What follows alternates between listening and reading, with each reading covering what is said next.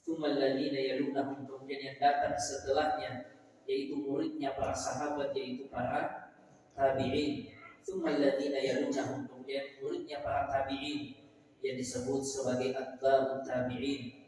Inilah yang disebutkan oleh ulama kita sebagai al-qurun al-mufaddalah, generasi yang terbaik, atau yang disebutkan sebagai as-salaf as-salih, generasi yang digaransi langsung oleh Rasulullah sallallahu alaihi wasallam.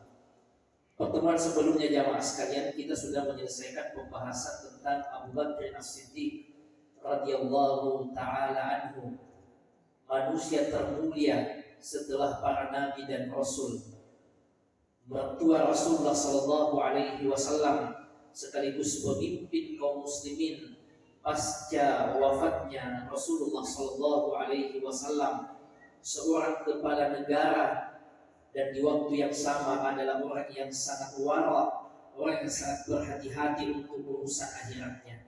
Ia tidak ingin menelan makanan yang tidak ia pastikan dari sesuatu yang halal.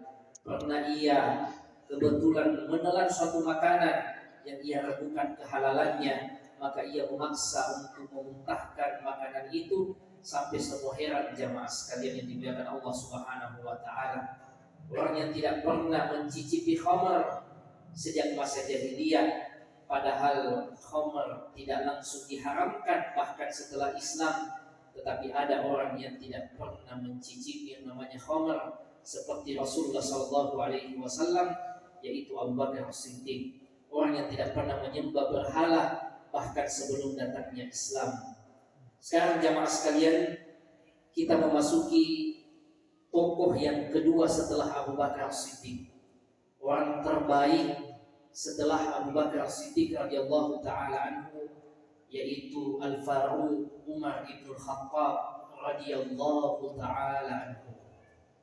Ada perbedaan antara Umar dan Abu Bakar. Dari sisi karakter sangat berbeda jamaah sekalian. Abu Bakar itu sangat lembut hatinya. Sebagaimana kata Rasulullah sallallahu alaihi wasallam, arhamu ummati bi ummati Abu Bakar. Umatku yang paling penyayang di sesama umatku adalah Abu Bakar. Mudah ia menangis jamaah sekalian. Setiap kali ia membaca Al-Quran, setiap itu juga ia menangis. Beda dengan Umar ibn Khattab, yang kata Rasulullah sallallahu alaihi wasallam, sahabatku yang paling tegas untuk urusan Allah, batasan Allah Subhanahu wa taala adalah Umar ibn Khattab radhiyallahu taala anhu. Kalau Abu Bakar sangat penyayang, maka Umar ibn Khattab sangat tegas. Sampai-sampai kata Rasulullah sallallahu alaihi wasallam, syaitan sekalipun takut dengan Umar. Kalau Umar menempuh jalan, maka syaitan akan mencari jalan yang lain. Bahkan syaitan hanya melihat bayang-bayangnya Umar, syaitan itu akan lari mencari jalan yang lain karena takutnya dengan Umar ibn Khattab radhiyallahu taala anhu. Berbeda juga dengan Abu Bakar As-Siddiq. Abu Bakar As-Siddiq di antara orang yang pertama kali masuk Islam bersama dengan Khadijah, Ali, dan Zaid bin Harithah. Adapun Umar ibn Khattab, nanti ia masuk Islam di tahun ke-6 setelah kenabian. Sekitar 6 tahun Rasulullah SAW berdakwah, baru Umar masuk Islam. 3 hari setelah masuk Islamnya, paman Rasulullah SAW, Hamzah bin Abdul Muttalib radhiyallahu taala anhu. Umar ibn Khattab jamaah sekalian didoakan khusus oleh Rasulullah SAW.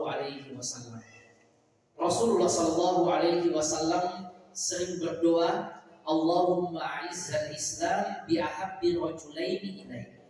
Ya Allah, masukkanlah ke dalam Islam salah seorang dari 2 orang yang paling engkau cintai, bi Umar ibn Khattab atau bi Abi Jahl bin Hisham.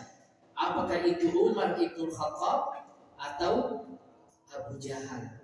Ini sering didoakan